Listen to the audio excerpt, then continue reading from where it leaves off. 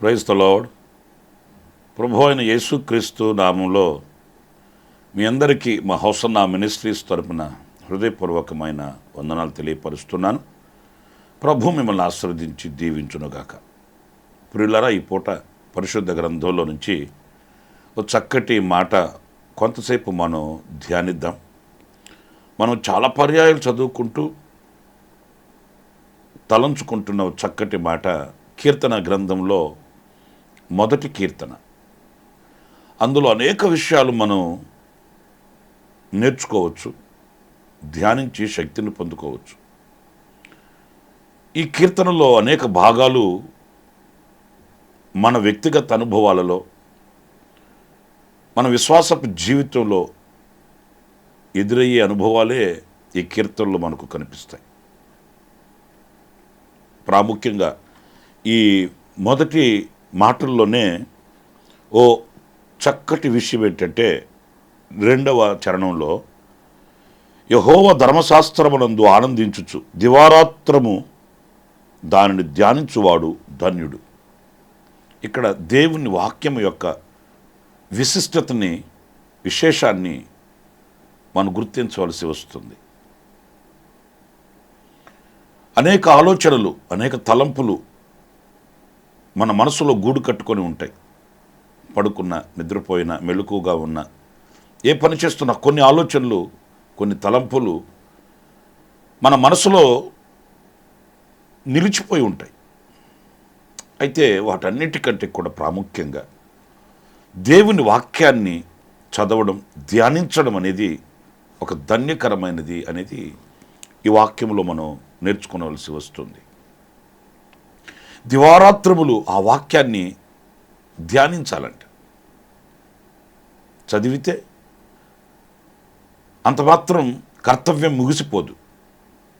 చదివిన దానిని ధ్యానించడం, ఆ వాక్య ధ్యానం వలన కలిగే దీవెనను మనం అనుభవించడం దేవుని నిత్య సంకల్పం.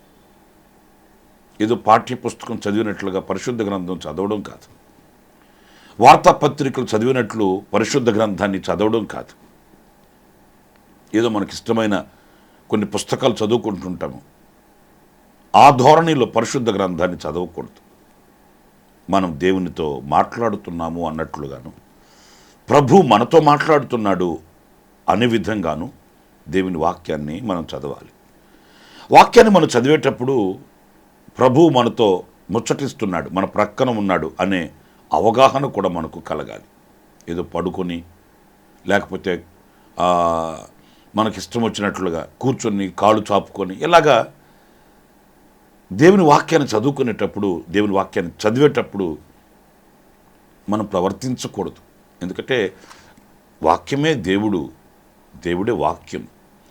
వాక్యం మనం చదువుతున్నప్పుడు ప్రభుతో మనం మాట్లాడుతున్నాము, ప్రభు నాతో మాట్లాడుతున్నాడు అనే ఆ అవగాహన మనం కలిగి ఉండాలి. పరిశుద్ధ గ్రంథానికి మనం ఒక గొప్ప ఘనతనే ఇవ్వాలి. కొంతమంది నేను చూశాను, కొంతమంది, అందరూ కాదండి, కొంతమంది దేవుని వాక్యానికి ఇవ్వవలసిన ఘనతని వాళ్ళు ఇవ్వరు, విలువనివ్వరు. అందుకే వాళ్ళ బ్రతుకులలో కూడా దేవుని విలువ కనిపించదు, దేవుని ఘనత కనిపించదు. వాక్యానికి వాళ్ళు ఇవ్వవలసినటువంటి విలువ వాళ్ళ జీవితంలో ఎక్కడ కనిపించదు. పరిశుద్ధ గ్రంథాన్ని తీసుకుని వెళ్ళి ఎక్కడో గోడ మీదనో, ఆ సెల్ఫ్లోనో, లేకపోతే ఆ డబ్బా మీదనో, ఎక్కడో ఓ చోట వాళ్ళు పెట్టేస్తారు. ఎప్పుడో ఆరాధనకి వెళ్ళేటప్పుడు, చర్చికి వెళ్ళేటప్పుడు బైబిల్ ఎక్కడ పెట్టాను అని వెతుక్కుంటుంటారు. ఎంత భయంకరమైన పరిస్థితి చూడండి. వాక్యానికి వాళ్ళకి సంబంధం ఉండదు, వాక్యానికి వాళ్ళకి అనుబంధం ఉండదు. వాక్యాన్ని అంటుకట్టుకొని బ్రతికిన అనుభవాలు వాళ్ళకి కనిపించు. ఏదో చర్చికి వెళ్ళేటప్పుడు, మందిరానికి వెళ్ళేటప్పుడు చేతిలో ఒక బైబిల్ ఉండాలి అంతే. లేదా వాక్యం చదువుకోవాలి కనుక, వాక్యానికి అలవాటు పడ్డాం కనుక బైబిల్ ఎక్కడో ఒక చోట పెట్టి అవసరానికి తీసుకోవడం, వాడుకోవడం. అలా కాదండి. వాక్యాన్ని మనం దివారాత్రులు చదవాలి, దాన్ని ధ్యానించాలి. వాక్యానికి మనం గొప్ప విలువను కట్టాలి, విలువనివ్వాలి. ఆ దేవుని మాటకు మనం విలువిస్తే మన బ్రతుకుకు దేవుని వాక్యం ఎలాంటి ఆశీర్వాదాలు ఇస్తుందో తెలుసండి. చూడండి, పరిశుద్ధ గ్రంథంలో 119వ కీర్తన 24వ చరణాన్ని నేను చదువుతున్నాను. ఆ వాక్యాన్ని జాగ్రత్తగా వినండి. నీ శాసనములు నాకు సంతోషకరములు, అవి నాకు ఆలోచనకర్తలై ఉన్నవి. ఇప్పుడు చూడండి, ఈ వాక్యంలో దేవుని మాటలట, దేవుని వాక్యమట ఆలోచననిస్తాయట, ఆలోచనకర్తలై ఉన్నాయంట. అంటే దేవుని వాక్యాన్ని మనం చదివితే ఈ దేవుని వాక్యం మనకు మంచి ఆలోచన ఇస్తుంది. ఆలోచన లేకుండా చేసే ప్రతి పని సఫలం కాదు. ఆలోచన లేకుండా వేసే ప్రతి అడుగు జయాన్ని ఇవ్వదు. ఆలోచన లేకుండా చేసే ప్రతి దానిలో కన్నీళ్లు కలుగుతాయి. చాలామంది పెద్దలు కూడా చెప్తారు, ఒరే చేసేటప్పుడు కొంచెం ఆలోచించి చేయండి రా బాబు అంటుంటారు. ఆ మాత్రం కూడా ఆలోచించలేకపోయారా అంటుంటారు. వీడికి ఏమి ఆలోచన లేకుండా చేసేస్తాడండి అంటుంటారు. నిజమే, ఆలోచన లేకుండా మనం చేసే ప్రతిదీ కూడా అనర్థాలకే పాల్పడుతుంది, దారితీస్తుంది. అలాంటప్పుడు ఆ మంచి ఆలోచన ఎక్కడ దొరుకుతుంది మనకు? అది ఏ విషయంలో, ఏ రంగంలో, దేని విషయంలోనైనా, కుటుంబపు వ్యవస్థన, వ్యక్తిగత అనుభవాల, సంఘపరంగాన, సామాజికంగాన, చేతి పనుల, వ్యవసాయాల, ఉద్యోగాల, ఏదైనప్పటికీ ఒక ఆలోచన మనకు కావాలి. ఆ ఆలోచన మనకు కావాలంటే ఎక్కడ దొరుకుతుంది ఆలోచన? మనుషుల దగ్గర ఎవరికి దోచిన ఆలోచనలు వాళ్ళకుంటాయి. మనం అడగాలనే కానీ, మనం వినాలనే కానీ ఆలోచనలు చెప్పేవాడు తక్కువేమీ లేదు. ఎవడికి తోచిన ఆలోచన ఒక్కొక్కడు చెప్తుంటాడు. భోజనం చేయొద్దని ఒక ఆయన చెప్తాడు, ఆహారం ఎక్కువ తినొద్దని ఒక ఆయన చెప్తాడు, ఆహారం ఎక్కువ తినాలని ఇంకొక ఆయన చెప్తాడు, ఎక్కువ నడవద్దని ఒక ఆయన చెప్తాడు, ఎక్కువ నడవాలని ఇంకొక ఆయన చెప్తాడు. ఎవరి ఆలోచనలు వాళ్ళవి, ఏది తప్పేమి కాదనుకోండి, ఎవరి ధోరణిలో వాళ్ళు చెప్తారు. కానీ మనకు క్షేమం ఏది? మనకు కావలసిన ఆలోచన ఏది? అందుకే యెషయా గ్రంథంలో మనం చదువుతాము, నేను నీ యందు దృష్టి నిలిపి నేను నీకు ఆలోచన చెప్పేదను. ఎవరికో ఇచ్చిన ఆలోచన మనకు కాదు, ఎవరో ఆలోచన మంది కాదు. మన మీద దృష్టి నిలిపి నీకు ఏ ఆలోచన కావాలి, నీకు ఏ ప్రోత్సాహం కావాలి, ఏది చేస్తే నీకు క్షేమముగా ఉంటుంది, ఆరోగ్యంగా ఉంటుంది, ఆశీర్వాదకరంగా ఉంటుంది అని ఆయన దృష్టి నిలిపి నీకు ఆలోచన ఇస్తాడు. ఆ ఆలోచన దేవుని వాక్యం దగ్గరికి వెళితే ఆ దేవుని వాక్యం మంచి ఆలోచన ఇస్తుంది. కొంతమంది ప్రార్థన చేయించుకోవడానికి వస్తారు. వాళ్ళు చెప్పే విషయాలు వింటున్నప్పుడు, అరే ఇంత చదువుకున్న వాళ్ళు, ఇంత జ్ఞానం కలిగిన వాళ్ళు, ఇన్ని రంగాలలో ఆరితేరిన వాళ్ళు ఈ చిన్న విషయంలో ఎందుకు ఇలాగా చిక్కిపోయారు, ఈ చిన్న విషయంలో ఎందుకు ఇలాగా వీళ్ళు అపజయం పాలయ్యారు అని ఆశ్చర్యం కలుగుతుంది. ఏంటి బ్రదర్ మీరేంటి ఇలా చేయడం అంటే, ఆలోచన లేకుండా చేసేసానన్నా అంటాడు. నిజమే, ప్రతిదినము దేవుని వాక్యాన్ని మనం ధ్యానిస్తే, ప్రతిదినము దేవుని వాక్యాన్ని చదివితే, పఠిస్తే ఆ వాక్యం మనకు మంచి ఆలోచన ఇస్తుంది, విజయవంతమైన పరుగును నేర్పుతుంది, విజయవంతమైనటువంటి మార్గంలో మనల్ని నిలుపుతుంది. మరి మీరు ఆలోచించండి, మీ అపజయాలకి కారణం, మీ కన్నీళ్లకు కారణం, మీ అవరోధాలకు, అభ్యంతరాలకు కారణం ఏంటి? ఆలోచన లేకయే కదా. కుటుంబాన్ని కట్టుకునే ఆలోచన లేక, విద్యారంగంలో, చదువుల రంగంలో సరైన ఆలోచన లేక, చేతి పనులలో సరైన ఆలోచన లేక, ఎవరో చెప్పారని సాహసించి ముందుకు వెళ్ళి తగిలిన గాయాలు అంతా ఇంత కాదు. ఇకనైనా దేవుని వాక్యాన్ని ధ్యానించండి. దేవుని వాక్యం ధ్యానిస్తే మంచి ఆలోచన కలుగుతుంది.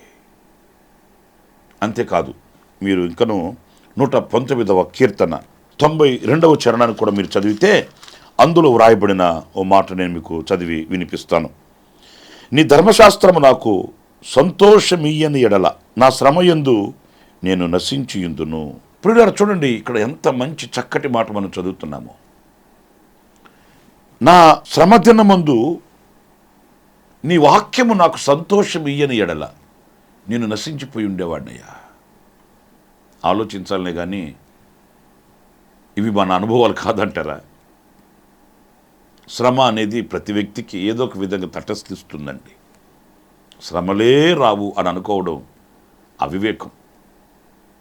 లోకంలో మనం బ్రతుకుతున్నాము. మనకు కొన్ని ఇబ్బందులు, శ్రమలు, కష్టాలు అనేవి మనకు వాటిల్లుతాయి. ప్రభువుని నమ్ముకుంటే కష్టాలే రావు అని చెప్పడం చాలా విడ్డూరం. వస్తాయి, శ్రమలు వస్తాయి, కష్టాలు వస్తాయి, నిందలు వస్తాయి, అవమానాలు వస్తాయి. ఇవన్నీ సర్వసాధారణం. అయితే ఆ శ్రమదినమందు మనం కృంగిపోకుండా, ఆ శ్రమదినమందు మనం అలసిపోకుండా, అలజడిపాలైపోకుండా, విశ్వాసంలో మనం బలహీనులం కాకుండా దేవుని వాక్యం మనకు సంతోషాన్ని ఇస్తుందండి. ఈ కీర్తనకారుడు చెప్తున్న మాటలు అవే. నాకు శ్రమ కలిగిన వేళ నీ వాక్యం నాకు సంతోషాన్ని ఇవ్వకపోతే నేను ఏమై ఉండేవాడిని.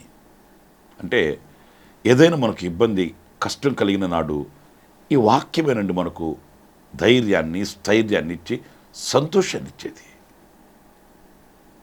మనకు లోకంలో చాలామంది ఉంటారు. మనకు ఆప్తులైన వాళ్ళు, ఆత్మీయులైన వాళ్ళు, స్నేహితులు, శ్రేయోభిలాషులు ఎందరో ఉంటారు. ఎక్కువ శాతం కృంగదీసే వాళ్ళే కనిపిస్తారు. ధైర్యపరుస్తున్నట్లుగా కనబడుతూ అధైర్యపరిచే వాళ్ళు ఎందరో కనిపిస్తారు. లేవనెత్తుతున్నట్లుగా కనబడుతూ మాటలు తోటాలు పేల్చేవాళ్ళు ఎందరో కనిపిస్తారు. కొన్ని సందర్భాల్లో మనకున్న శ్రమ కాకుండా బయట నుంచి వచ్చే ఈ అనవసరమైనటువంటి మాటల వలన కృంగిపోయే అనుభవాలు ఎక్కువగా కనిపిస్తాయి. యోబు చరిత్రలో మీరు చూడండి. ఆయన మొదలే పరిశీలించబడుతున్నాడు, పరీక్షింపబడుతున్నాడు, శోధనలలో పుటమ వేయబడుతున్నాడు. ఆదరించడానికి వచ్చిన స్నేహితులు ఏం చేశారు? వాళ్ళు రాకపోయినా బాగుండే మాట కదా. వచ్చి ప్రయోజనం ఏంటి? మేము ఆదరిస్తాము, మేము ప్రేమిస్తాము, మేము ధైర్యపరుస్తాము అని వచ్చారు. ఏం చేశారు? ఇంకొంచెం నలగొట్టారు, ఇంకొంచెం వేధించారు, ఇంకొంచెం హింసించారు, కృంగిన వారిని ఇంకొంచెం కృంగదీశారు. ఇవన్నీ మనకు ఎదురవుతున్న విషయాలే. అయితే ఈ సందర్భంలో మనం దేవుని వాక్యాన్ని చదివితే, దేవుని వాక్యాన్ని ధ్యానిస్తే, నాకు ఒక తల్లి తెలుసు. ఆమె బహు భయంకరమైనటువంటి శ్రమల్లో ఉంది. ఒక రోజున ఆమె కుమారుడే ఆమెను విపరీతంగా కొట్టేశాడండి. ఆమె పాపం స్పృహ కోల్పి పడిపోయింది. ఎప్పుడో సాయంకాలం 3-4 గంటలకు ఆమెకు స్పృహ వచ్చింది. పాపం ఏడ్చుకుంటూ ఆ మట్టిలో పడి ఆమె కన్నీళ్లు పెట్టి జీవితం మీద విరక్తి కలిగిన అనుభవంలో, కడుపును పుట్టినవాడు కసాయుడైతే కన్నీళ్ళు తప్పవు కదండి. ఆమె ప్రలాపిస్తూ ఎందుకు ఇలాగ బ్రతకాలిక నేను అనుకుంటున్నప్పుడు ఆ గోడకి ఒక వాక్యం క్యాలెండర్లో ఉందంటండి. ఆ గోడకు తగిలించిన క్యాలెండర్లో ఒక వాక్యం, ముదిమి వచ్చు వరకు నిన్ను ఎత్తుకుని వాడను నేనే. అలాగని అలసి సొలసి సొక్కి సొమ్మసలిపోయి స్పృహ కోల్పోయి కింద పడిపోయి ఏడ్చుకుంటున్న తల్లికి ఆ వాక్యం చదవగానే ఆమెకి ఎంత ఆనందమో. కడుపును పుట్టినవాడు కసాయుడు కావచ్చు, కట్టుకున్నవాడు కాలం ముగించి కనుమరుగై వెళ్ళిపోయి ఉండవచ్చు, కానీ కరుణామయుడు ఆయన కరములు చాచి ఉన్నాడు. ముదిమి వచ్చే వరకు నన్ను ఎత్తుకుంటానన్నాడు. నిజమే, వాక్యమే మనకు సంతోషాన్ని ఇచ్చేది. వాక్యమే మనల్ని కృంగిపోనివ్వకుండా చేసేది. వాక్యమే మనకు ధైర్యమునిచ్చేది, స్థైర్యమునిచ్చేది. వాక్యంతో మనకు ఒక అనుబంధం కలిగి ఉండాలి. ఆ వాక్యాన్ని దివారాత్రులు మనం ధ్యానించాలి. ఆ వాక్యాన్ని మనం పఠించాలి. మరి మీరు ఎంతవరకు వాక్యాన్ని చదివి ఆదరణ పొందుతున్నారు, సంతోషాన్ని పొందుతున్నారు, ధైర్యాన్ని పొందుతున్నారు. నాకు తెలియదు. ఈనాటికైనా వాక్యం యొక్క విలువ మీకు తెలిస్తే వాక్యాన్ని విడిచి ఉండలేరు, వాక్యాన్ని చదవకుండా ఉండలేరు, వాక్యాన్ని ధ్యానించకుండా ఉండలేరు అనే విషయాన్ని నేను మీకు తెలియపరుస్తున్నాను. మరొక విషయాన్ని కూడా నేను మీకు జ్ఞాపకం చేస్తాను. ఈ 119వ కీర్తనలోనే 25వ వాక్యాన్ని చదివినప్పుడు ఈ 25వ వాక్యంలో ఉన్న మాటలు నేను చదువుతున్నానండి. నా ప్రాణము మంటిని హత్తుకొనుచున్నది, నీ వాక్యము చేత నన్ను బ్రతికింపుము. ప్రియ సహోదరులరా, నీ వాక్యము చేత నన్ను బ్రతికింపుము అన్నప్పుడు వాక్యములో జీవముందన్నమాట. వాక్యం జీవమై ఉన్నదన్నమాట. నిజమే, దీని పేరే జీవవాక్యం. జీవవాక్యం ప్రియులారా, ఆ వాక్కు మనకు జీవాన్ని ఇస్తుందండి. మీకు ఒక మాట చెప్పనా, అసలు ఈ సృష్టికి జీవం పోసింది ఆయన మాటే కదా, ఆయన వాక్యే కదా. ఈ సృష్టిలో ఇంత హంగుని, ఇంత రంగుని సృష్టించింది, కలిగించింది ఆయన మాటే కదా. ఆ మాటే కదా వాక్యం. ఆ మాటలో జీవం ఉంది. యేసుప్రభు దగ్గరికి శతాధిపతి వచ్చాడు. ఏమన్నాడు? నీ మాట పంపయ్యా, నీ వాక్కు పంపయ్యా. ఆ నిర్జీవమై నిస్సత్తువ కలిగి క్షీణించి ఉన్నటువంటి ఆ అవయవాన్ని మరలా జీవింపచేస్తుంది నీ వాక్కు, నీ మాట. అందుచేత నీ వాక్కు పంపితే చాలు, వాడు స్వస్థచిత్తుడవుతాడు. నా ప్రియ సహోదరులారా, ఆయన మాటలో జీవం ఉందండి. మృతతుల్యమైన శరీరములను జీవింపచేయు వాక్యం, నిర్జీవమైనటువంటి శరీరాన్ని జీవింపచేయగలిగిన వాక్. యేసుప్రభు సమాధి దగ్గర నిలబడి లాజరు బయటికి రమ్మని పిలిచాడు. ఆయన పిలిచిన పలుకు సమాధిలోనికి వెళ్ళి సచ్చిన వారిని బయటికి తీసుకుని వచ్చిందండి. మరి ఆ వాక్యే కదా ఈ వాక్, ఆ మాటే కదా ఈ మాట. ఎండిన ఎముకలకు జీవాన్ని పోసింది కాదా? ఎడారిలో సెలయేర్లు పుట్టించింది కాదా?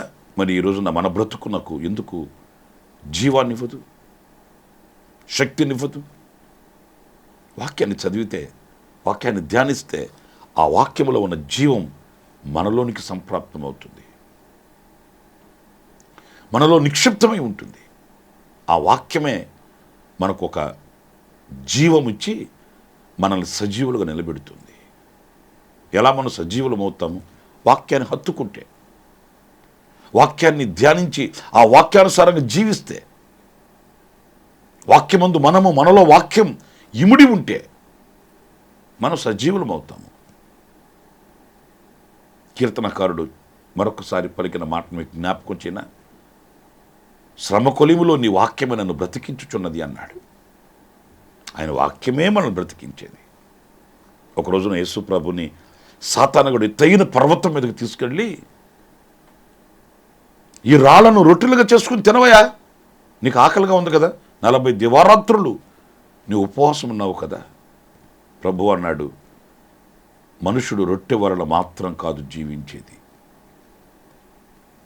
దేవుని నోట నుండి వచ్చే మాట వలన జీవిస్తాడు. ఈ వాక్యమే, ఆయన మాటలే మనల్ని జీవింపచేసేది. మన మీద పుష్టికరమైన ఆహారం తిన్నంత మాత్రాన, లేకపోతే ఆహార నియమాలు కలిగి ఉన్నంత మాత్రాన మనం బ్రతుకుతామని కాదు, జీవిస్తామని కాదు. ఒకవేళ వాటి వలన బ్రతికే పని అయితే చనిపోయిన వాళ్ళు చాలామంది ఇప్పటికీ బ్రతుకుండేవాళ్ళు. అంటే చనిపోయిన వాళ్ళందరూ తినకే చనిపోయారా ఏంటి? అందరికంటే ఎక్కువ తినే కదా చనిపోయింది. కావాలంటే రోగాలతో ఉన్నవాళ్ళు, అనారోగ్యంతో ఉన్నవాళ్ళు చూడండి, మనందరికంటే ఎక్కువ తింటారు వాళ్ళు. డాక్టర్ గారు కూడా చెప్తారు, ఒకసారి పెట్టకండి, తేపకంత టైం ప్రకారం ఇవ్వండి అని చెప్తారు. అంచేత మన వాళ్ళు పని కట్టుకుని అక్కడ కూర్చొని ఇక పెడతా ఉంటారు, వాళ్ళు తింటూ ఉంటారు. మరి తినే కదా చనిపోయింది. వాటి వలన కాదు మనం బ్రతికేది, దేవుని నోట వచ్చే మాట వలన మనం బ్రతుకుతాము. మన ఎముకలకు, కాళ్లకు, కేళ్లకు శక్తినిస్తుంది దేవుని వాక్యం. ఆ వాక్యాన్ని చదివినప్పుడు మనలో జీవం కలుగుతుంది, మనం సజీవులమై స్తుతించగలుగుతాం ప్రభుని. గనుక ఆ వాక్యాన్ని దివారాత్రములు మనం ధ్యానిస్తే మనం ధన్యులమవుతాము. ఆ వాక్యాన్ని చదివితే మనం ధన్యులమవుతాము. ఆఖరికి ఇంకొక మాట కూడా నేను మీకు జ్ఞాపకం చేస్తాను. 119వ కీర్తనలోనే 130 వాక్యాన్ని నేను చదువుతాను. ఆ వాక్యాన్ని మీరు జాగ్రత్తగా ఆలకించండి. నీ వాక్యము వెల్లడగుట తోడనే వెలుగు కలుగును, అవి తెలివి లేని వానికి తెలివి కలిగించును. ప్రియులారా చూడండి, తెలివి లేని వారికి తెలివిని కలిగిస్తాయంట దేవుని వాక్యం. జ్ఞానం లేని వానికి జ్ఞానం ఇస్తుందండి. పాఠ్య పుస్తకాలలో, చరిత్ర గ్రంథాలలో, లేకపోతే మరొకటి జనరల్ నాలెడ్జ్ బుక్స్ చదివితే కలిగే జ్ఞానం కాదు. దైవ జ్ఞానం దేవుని యొద్ద నుంచి వస్తుంది.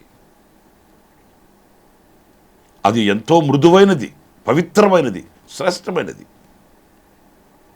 తెలివి లేని వానికి తెలివినిచ్చేది వాక్యం. మరి ఈ తెలివినిచ్చే, జ్ఞానమునిచ్చే ఈ వాక్యాన్ని మనం ఎంత గణపరుస్తున్నాము. పిల్లలకి ఇన్ని పుస్తకాలు ముందేసి చదువు నాయనా అంటాం.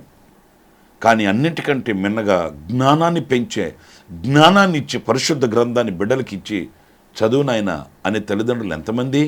నీకు పరసంబంధమైన జ్ఞానాన్ని, శ్రేష్టమైన జ్ఞానాన్ని ఇచ్చేది పరిశుద్ధ గ్రంథం. నీకు మనసును వికసింపచేసేది పరిశుద్ధ గ్రంథం. నీ మనోనేత్రమును వెలిగింపచేసేది పరిశుద్ధ గ్రంథం.